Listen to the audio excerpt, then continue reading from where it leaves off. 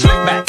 No, slick back. That's what I said. Slick back. No, nigga, I'm a pimp named Slick back. Pimp named Slick back. Pimp named Slick back. Nigga, are you deaf? I'm a pimp named Slick. Baiklah, bismillahirrahmanirrahim. Assalamualaikum warahmatullahi wabarakatuh.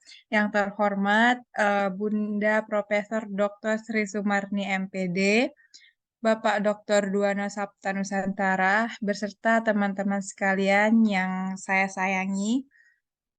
Puji syukur kita haturkan kepada Allah yang telah memberikan kita rahmat, nikmat sehat, sehingga kita bisa berkumpul pada ruang Zoom pada hari ini.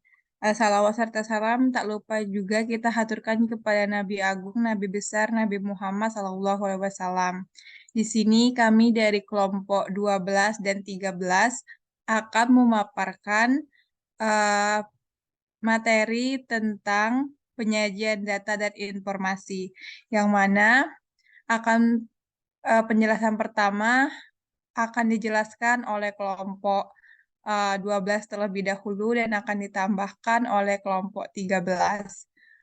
Untuk anggotanya dari kelompok 12 terdiri dari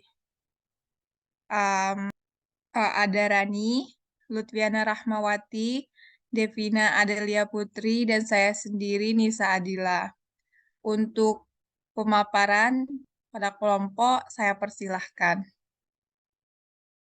Baiklah, di sini saya akan memaparkan mengenai pengertian data dan informasi. Secara bahasa, kata data berasal dari bahasa Latin, datum yang berarti sesuatu yang diberikan. Menurut Carolina dan Honi 2023 mengungkapkan bahwa informasi merupakan data yang sudah diolah dan menjadi bentuk yang bermakna bagi penerimanya dan membantu dalam pengambilan keputusan saat ini atau di masa depan. Selanjutnya,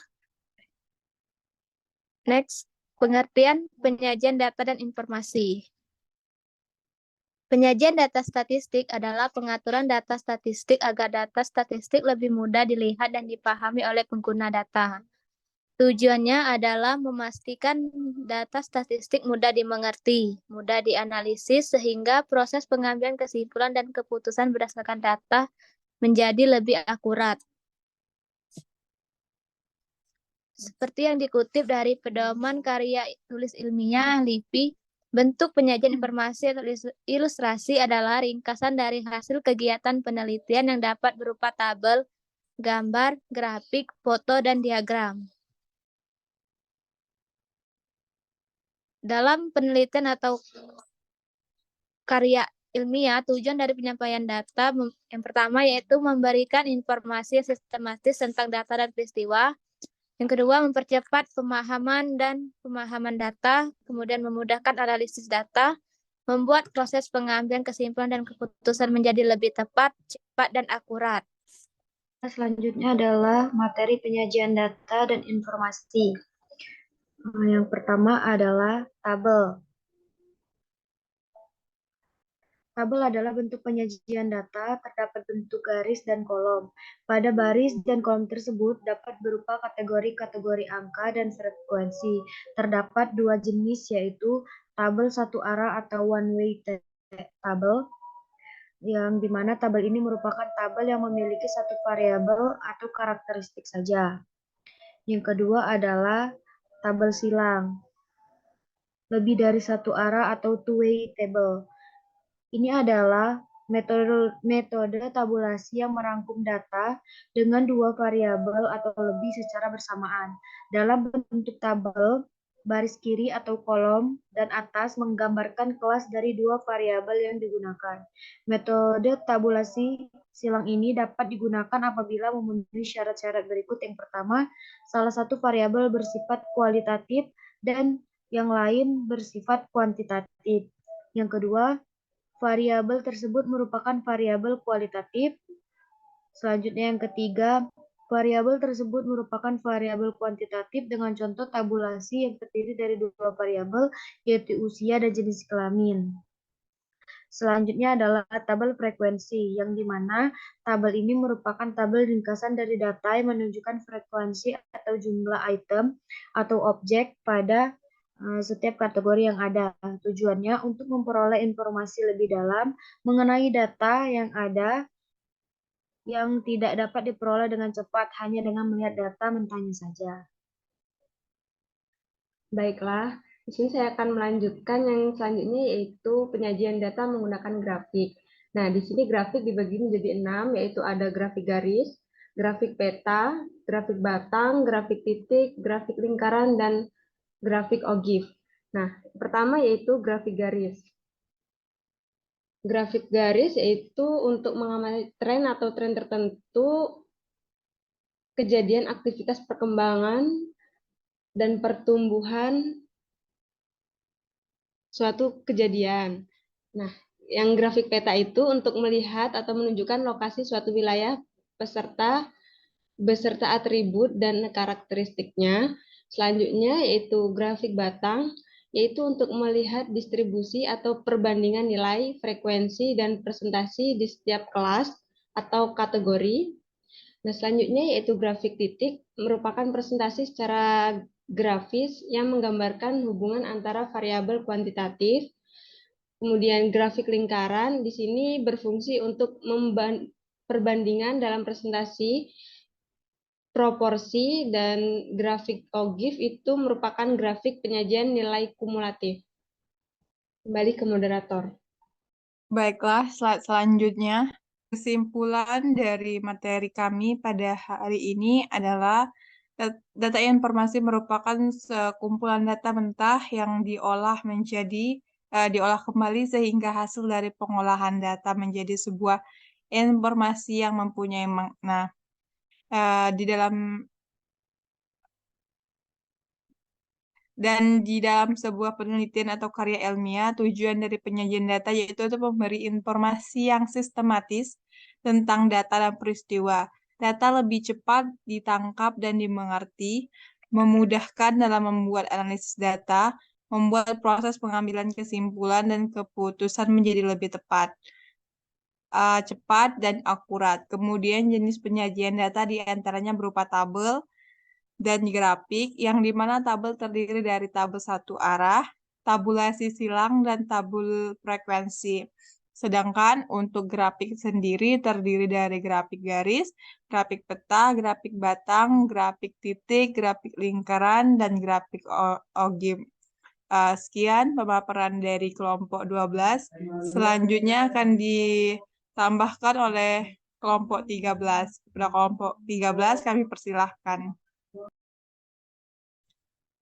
Baiklah, terima kasih moderator kelompok 12. Izin sebelumnya tolong di-share screen terlebih dahulu PPT-nya. Baiklah, terima kasih. Izinkan kami dari kelompok 13 untuk menambahkan materi. Slide selanjutnya. Kami dari kelompok 13 terdiri dari Julia Rizky Pratiwi, saya sendiri Ayubi Putri, dan Yayu Septi. Slide selanjutnya. Jenis-jenis penyajian data dan informasi akan dijelaskan oleh Yayu Septi. Saya persilakan. Baik, jenis-jenis penyajian data dan informasi. Yang pertama ada diagram garis. Jadi penyajian data statistik ini dengan menggunakan diagram bentuk garis lurus atau biasa disebut dengan diagram garis lurus atau diagram garis. Yang kedua ada diagram batang, di mana diagram ini umumnya digunakan untuk menggambarkan suatu perkembangan nilai suatu objek penelitian dalam kurun waktu tertentu. Yang ketiga ada diagram lingkaran. Diagram ini penyajian data statistiknya dengan menggunakan gambar yang berbentuk lingkaran.